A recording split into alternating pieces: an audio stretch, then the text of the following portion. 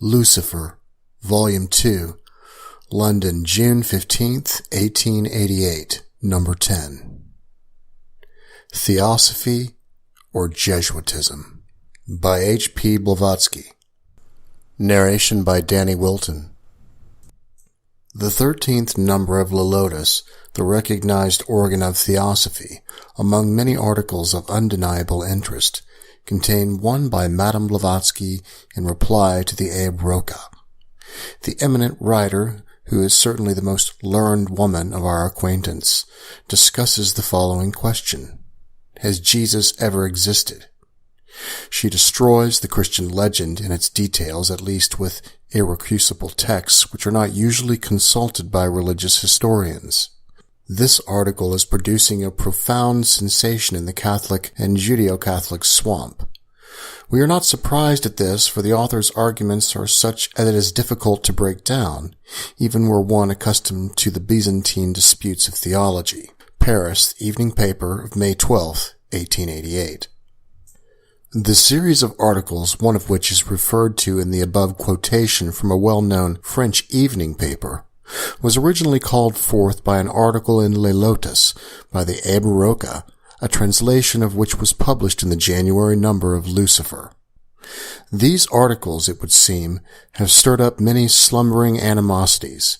They appear, in particular, to have touched the Jesuit party in France somewhat nearly.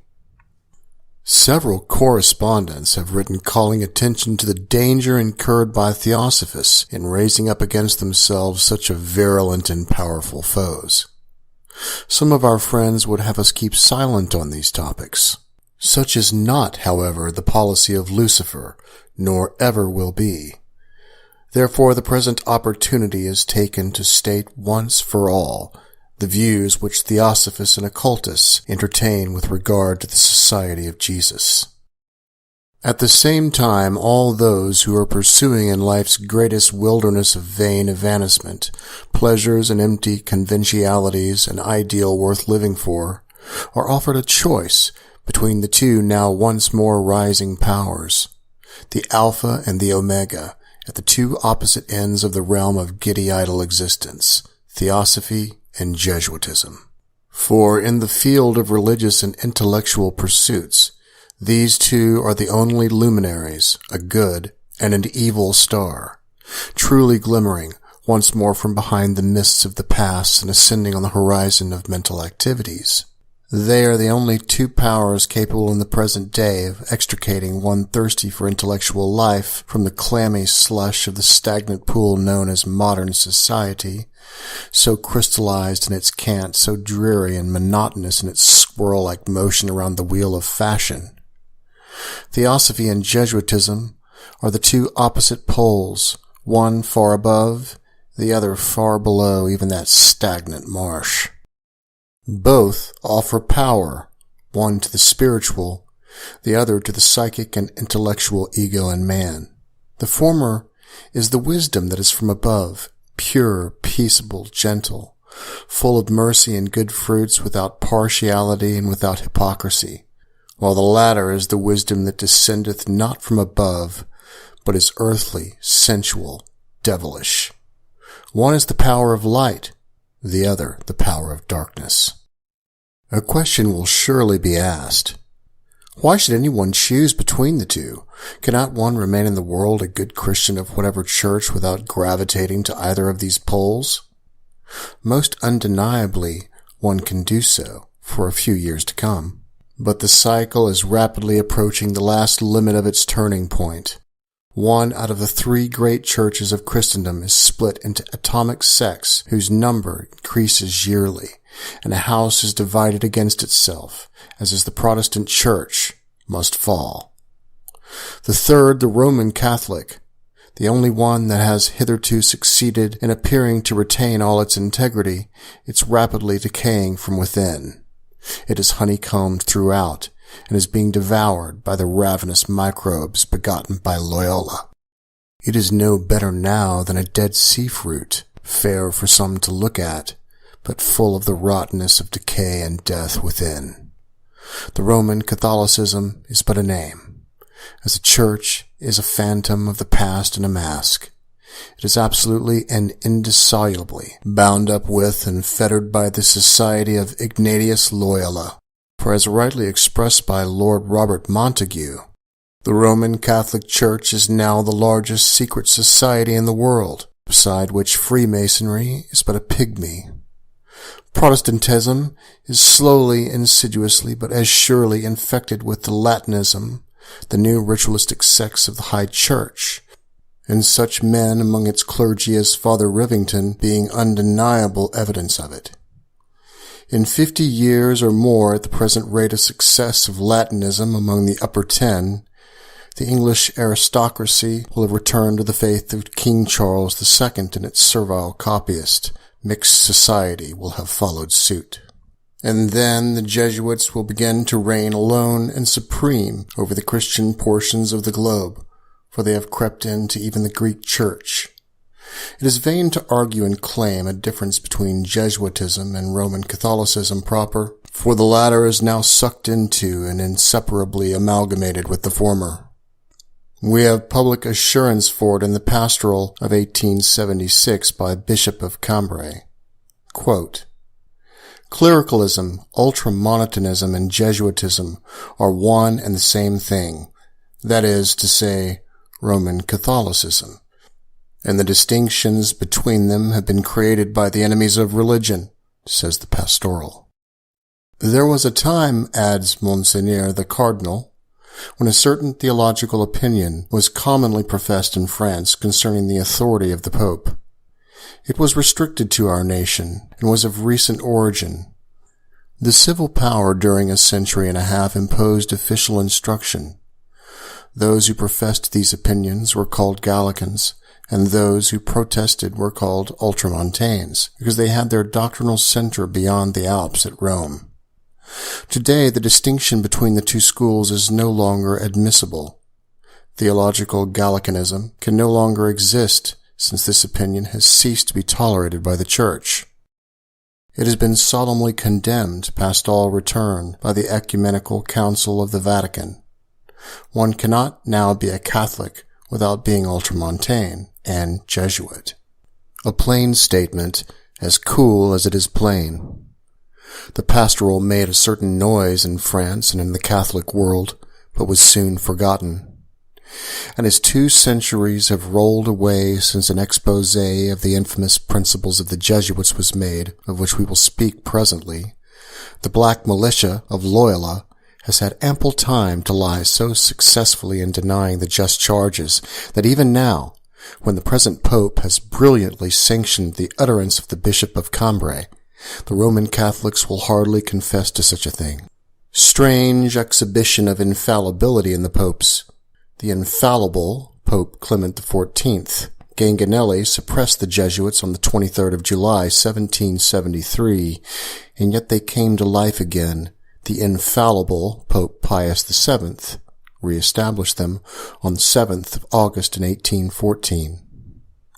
The infallible Pope Pius IX traveled during the whole of his long pontificate between the Scylla and Charybdis of the Jesuit question, his infallibility helping him very little.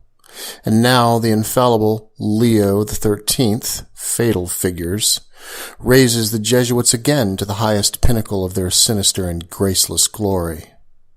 The recent brevet of the Pope, hardly 2 years old, dated July 13th, the same fatal figure in 1886, is an event the importance of which can be never overvalued. It begins with the words "Dolemus inter alia," and reinstalls the Jesuits in all the rights of the order that had ever been cancelled. It was a manifesto and a loud defiant insult to all the Christian nations of the New and Old worlds. From an article by Louis Lambert in the Gaulois, August 18, 1886, we learn that, quote, in 1750 there were 40,000 Jesuits all over the world. In 1800, officially they were reckoned at about 1,000 men only. In 1886 they numbered between 7,000 and 8,000, end quote. This last modest number can well be doubted, for verily now, where you meet a man believing in the salutary nature of falsehoods, or the divine authority of things doubtful, and fancying to serve the good cause he must call the devil to his aid, there is a follower of the unsaint Ignatius, says Carlyle, and adds of that black militia of Ignatius that, quote, they have given a new substantive to modern languages. The word Jesuitism now in all countries expresses an idea for which there was in nature no prototype before. Not till these last centuries had the human soul generated that abomination, or needed to name it. Truly, they have achieved great things in the world, and a great general result that we may all call stupendous.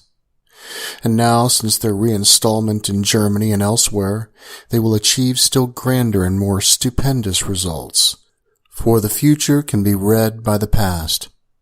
Unfortunately, in this year of the Pope's Jubilee, the civilized portions of humanity, even the Protestant ones, seem to have entirely forgotten the past.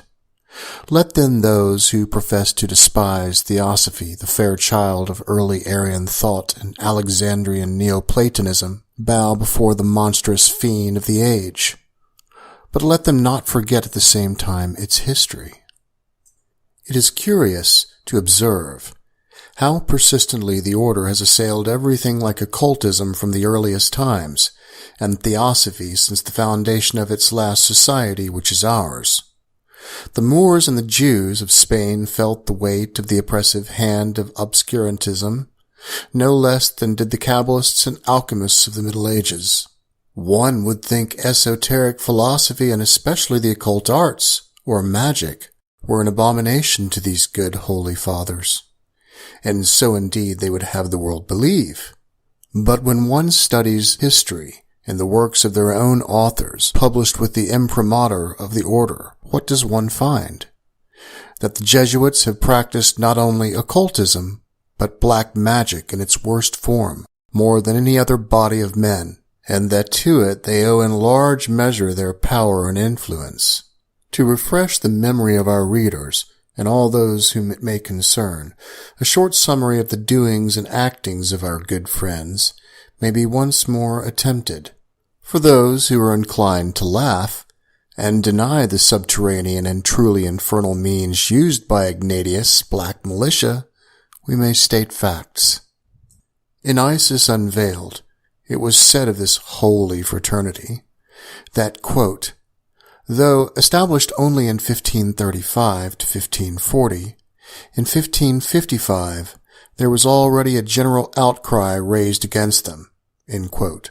And now once more, that crafty, learned, conscienceless, terrible soul of Jesuitism within the body of Romanism is slowly but surely possessing itself of the whole prestige and spiritual power that clings to it. Throughout antiquity, where, in what land can we find anything like this order or anything even approaching it?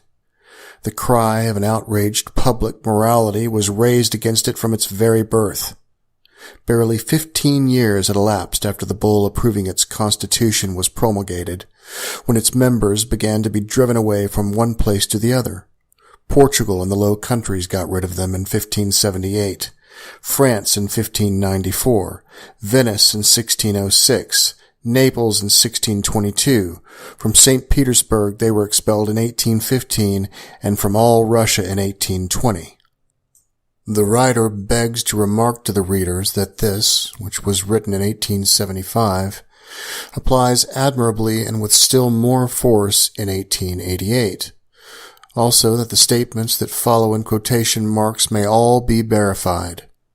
And thirdly, that the principles of the Jesuits that are now brought forward are extracted from authenticated MSS, or folios printed by various members themselves of this very distinguished body.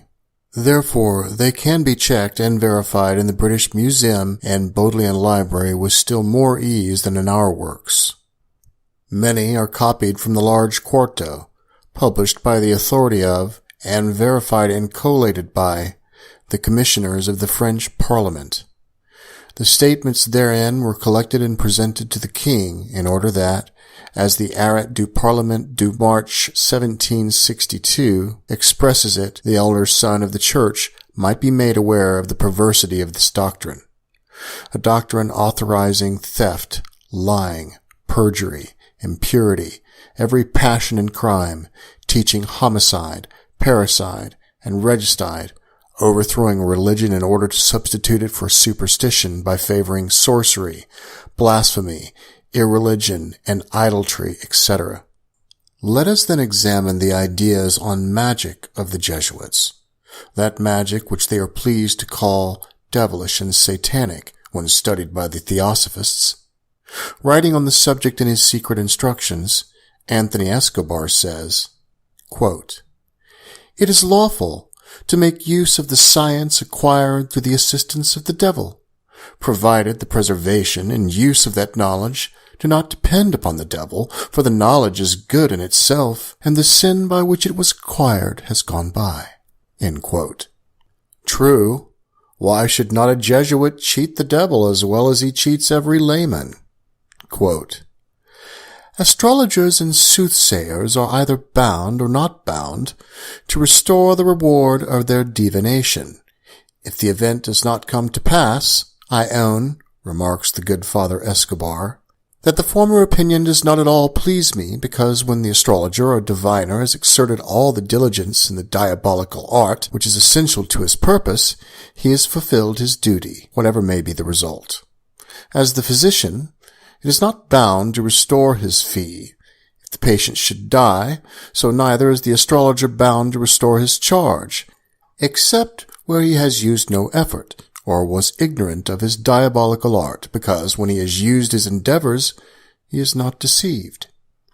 Buzenbaum and Lacroix and Theologia Moralis say, quote, "Palmistry may be considered lawful, if from the lines and divisions of the hands it can ascertain the disposition of the body, and conjecture with probability the propensities and affections of the soul."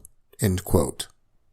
This noble fraternity, which many preachers have of late so vehemently denied to have ever been a secret one, has been sufficiently proved to be such.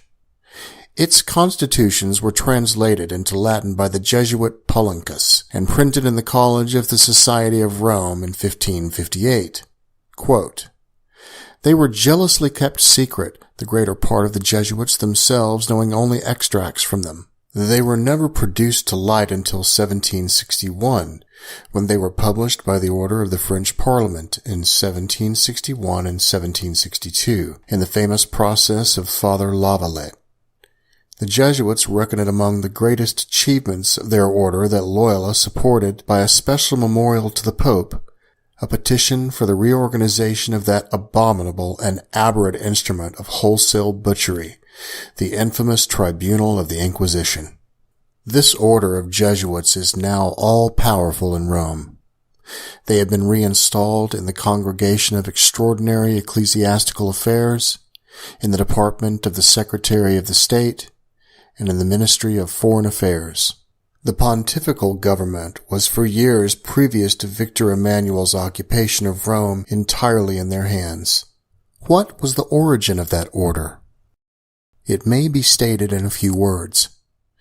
In the year 1534, on August 16th, an ex-officer and knight of the Virgin from the Biscayan provinces and the proprietor of the magnificent castle of Casa Solar, Ignatius Loyola, became the hero of the following incident. In the subterranean chapel of the church Montmartre, surrounded by a few priests and students of theology, he received their pledges to devote their whole lives to the spreading of Roman Catholicism by every and all means, whether good or foul. And he was thus enabled to establish a new order. Loyola proposed to his 6 chief companions that their order should be a militant one in order to fight for the interests of the Holy Seat of the Roman Catholicism. 2 means were adopted to make the object answer: the education of youth and proselytism. This was during the reign of Pope Paul III, who gave his full sympathy to the new scheme. Hence, in 1540 was published the famous papal bull, Regimini Militantis Ecclesiae, the regiment of the warring or militant church, after which the order began increasing rapidly in numbers and power. At the death of Loyola, The society counted more than 1,000 Jesuits, though admission into the ranks was, as alleged, surrounded with extraordinary difficulties. It was another celebrated and unprecedented bull, issued by Pope Julius III in 1552, that brought the Order of Jesus to such eminence and helped it towards such rapid increase. For it placed the society outside and beyond the jurisdiction of local ecclesiastical authority, granted the order its own laws, and permitted it to recognize but one supreme authority, that of its general, whose residence was then at Rome. The results of such an arrangement proved fatal to the secular church. High prelates and cardinals had very often to tremble before a simple subordinate of the Society of Jesus. Its generals always got the upper hand in Rome, and enjoyed the unlimited confidence of the popes, who thus frequently became tools in the hands of the order. Naturally enough, in those days when political power was one of the rights of the vicegerents of God, the strength of the crafty society became simply tremendous. In the name of the popes, the Jesuits thus granted to themselves unheard-of privileges, which they enjoyed unstintedly up to the year 1772. In that year, Pope Clement XIV published a new bull, Dominus ac Redemptor, the Lord and Redeemer, abolishing the famous order. But the popes proved helpless before this new Frankenstein, the fiend that one of the vicars of God had evoked. The society continued its existence secretly, notwithstanding the persecutions of both popes and the lay authorities of every country. In 1801, under the new alias of the Congregation of the Sacred Heart of Jesus, it had already penetrated into and was tolerated in Russia and Sicily. In 1814, as already said, a new bull of Pius VII resurrected the Order of Jesus. Through its late privileges, even those among the lay clergy were withheld from it. The lay authorities in France, as elsewhere, have found themselves compelled ever since to tolerate and to count with the Jesuits. All that they could do was to deny them any special privileges and subject the members of that society to the laws of the country, equally with other ecclesiastics. But gradually and imperceptibly the Jesuits succeeded in obtaining special favors even from the lay authorities. Napoleon III granted them permission to open 7 colleges in Paris only for the education of the young, the only condition exacted being that these colleges should be under the authority and supervision of local bishops. But the establishments had hardly been opened when the Jesuits broke that rule. The episode with Archbishop Darbe is well known. Desiring to visit the Jesuit college in Rue de la Poste, Paris, he was refused admittance, and the gates were closed against him by the order of the superior. The bishop lodged a complaint to the Vatican, but the answer was delayed for such a length of time that the Jesuits remained virtually masters of the situation and outside of every jurisdiction but their own. And now read what Lord R. Montague says of their deeds in Protestant England and judge. Quote, "The Jesuit society, with its nihilist adherents in Russia, its socialist allies in Germany, its Fenians and nationalists in Ireland, its accomplices and slaves in its power. Think of that society which has not scrupled to stir up the most bloody wars between nations in order to advance its purposes, and yet can stoop to hunting down a single man because he knows their secret and will not be his slave. Think of a society which can devise such a diabolical scheme and then boast of it, and say whether a desperate energy is not required in us. If you've been behind the scenes, then you would still have before you the labor of unraveling all that is being done by our government and of tearing off the tissue of lies by which their acts are concealed. Repeated attempts will have taught you that there is not a public man on whom you can lean. Because as England is between the upper and nether millstone, none but adherents or slaves are now advanced, and it stands to reason that the Jesuits, who have got that far, have prepared new millstones for the time when the present ones shall have passed away, and then again younger millstones to come on after and wield the power of the nation. In France, the affairs of the sons of Loyola flourished to the day when the ministry of Jules Ferry compelled them to retire from the field of battle.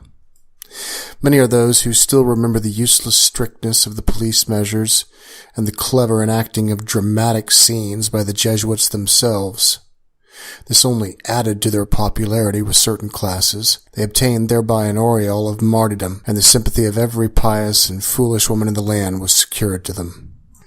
And now that Pope Leo XIII has once more restored to the good fathers, the Jesuits, all the privileges and rights that had ever been granted to their predecessors, what can the public at large of Europe and America expect? Judging by the bull, the complete mastery, moral and physical, over every land where there are Roman Catholics is secured to the black militia. For in this bull the Pope confesses that of all religious congregations now existing, that of the Jesuits is the dearest to its heart. He lacks words sufficiently expressive to show the ardent love he, Pope Leo, feels for them, etc., etc. Thus they have the certitude of the support of the Vatican in all and everything. And as it is, they who guide him, we see His Holiness coquetting and flirting with every great European potentate, from Bismarck down to the crowned heads of continent and isle. In view of the ever-increasing influence of Leo XIII, moral and political, such a certitude for the Jesuits is of no mean importance.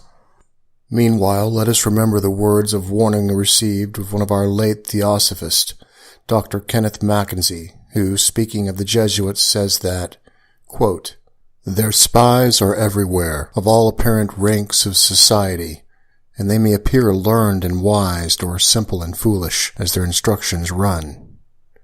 There are Jesuits of both sexes and of all ages, and it is a well-known fact that members of the order, of high family and delicate nurture, are acting as menial servants in Protestant families, and doing other things of a similar nature in aid of the Society's purposes. We cannot be too much on our guard, for the whole society, being founded on a law of unhesitating obedience, can bring its force to bear on any given point with unerring and fatal accuracy."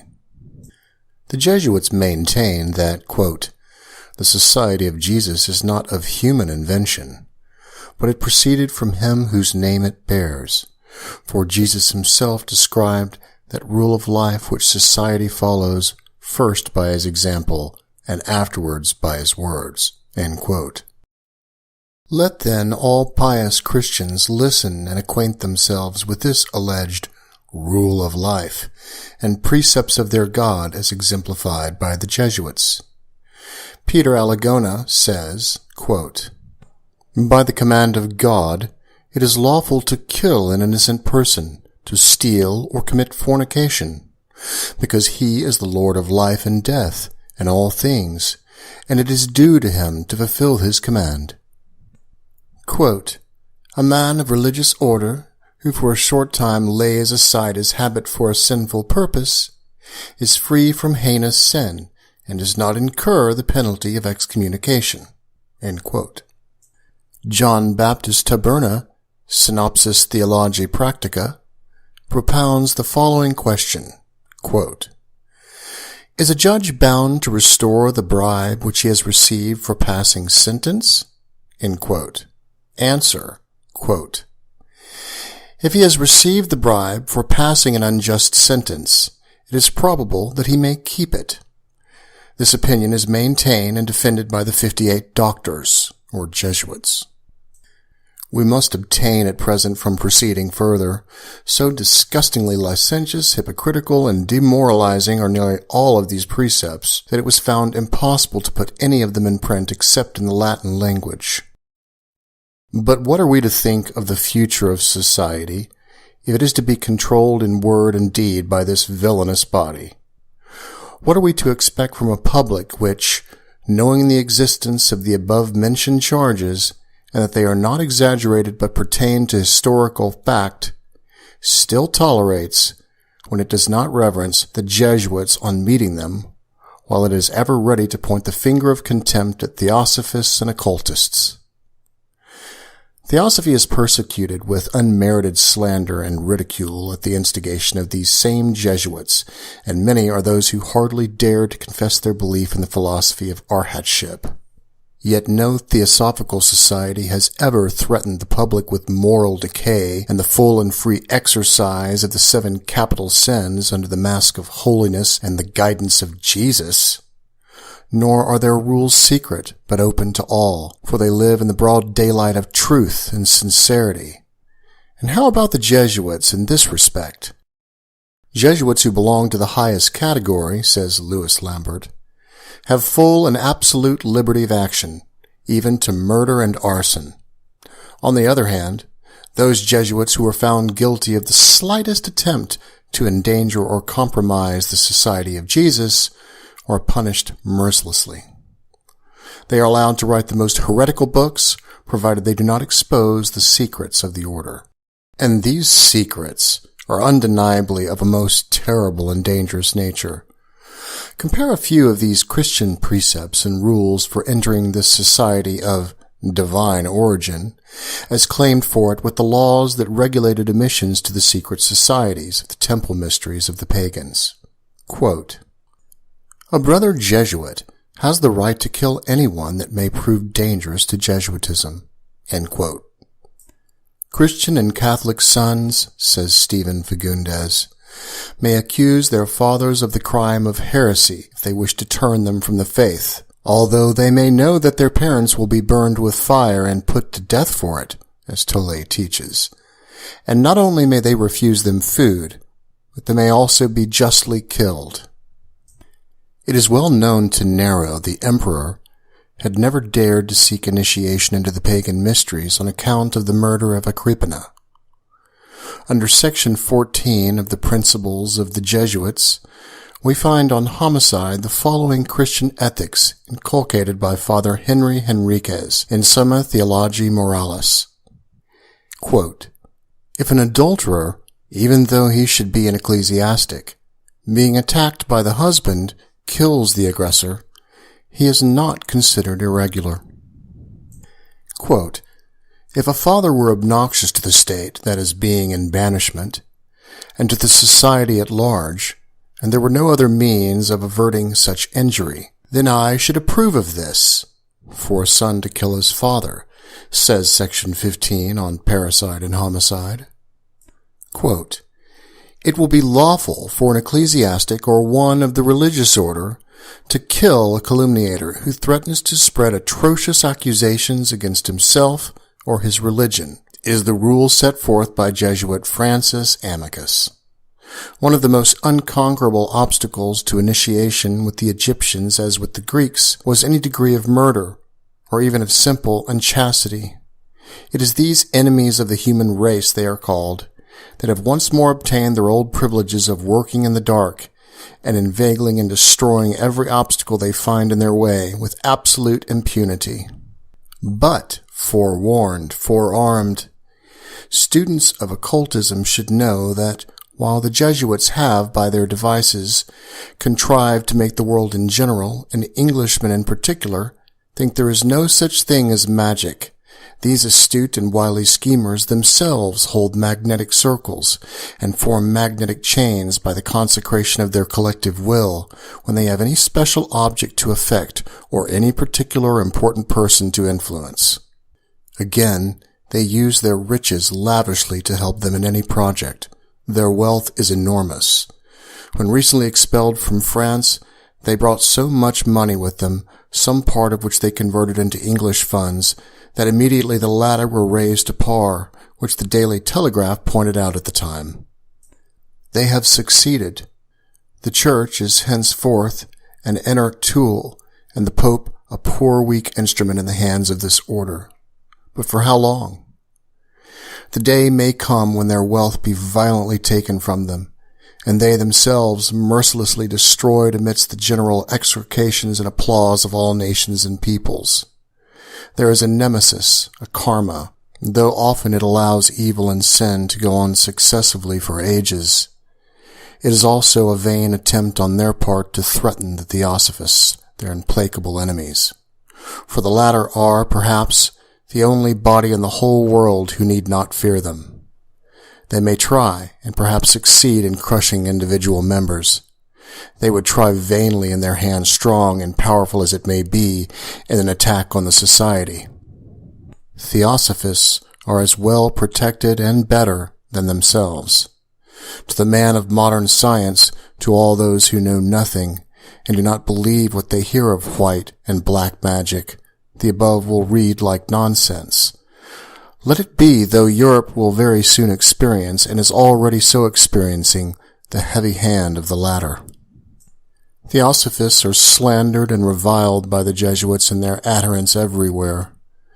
They are charged with idolatry and superstition, and yet we read in the same Principles of the Father Jesuits, quote, "The more true opinion is that all inanimate, irrational things may be legitimately worshipped," says Father Gabriel Vasquez, treating of idolatry. Quote, "If the doctrine which we have established be rightly understood, not only may a painted image and every holy thing set forth by public authority be properly adored with God as the image of himself, but also any other thing of this world, whether it be inanimate and irrational, or in its nature rational." This is Roman Catholicism, identical and henceforth one with Jesuitism, as shown by the pastoral of the Cardinal Bishop of Cambrai and Pope Leo, a precept this, which, whether or not doing honor to the Christian Church, may at least be profitably quoted by any Hindu, Japanese, or any other heathen theosophist, who has not yet given up the belief of his childhood. But we must close. There is a prophecy in the heathen East about the Christian West, which, when rendered into comprehensible English, reads thus, quote, "When the conquerors of all the ancient nations are in their turn conquered by an army of black dragons, begotten by their sins and born of decay, then the hour of liberation for the former will strike." End quote. Easy to see who are the black dragons, and these will in turn see their power arrested and forcibly put to an end by the liberated legions. Then perhaps there will be a new invasion of an Attila from Far East. One day, the millions of China and Mongolia, heathen and Muslims, furnished with every murderous weapon invented by civilization and forced upon the celestial East by the infernal spirit of trade and love of monetary gain of the West, drilled moreover to perfection by Christian manslayers, will pour into and invade decaying Europe like an irrepressible torrent. This will be the result and work of the Jesuits, who will be its first victims. Let us hope.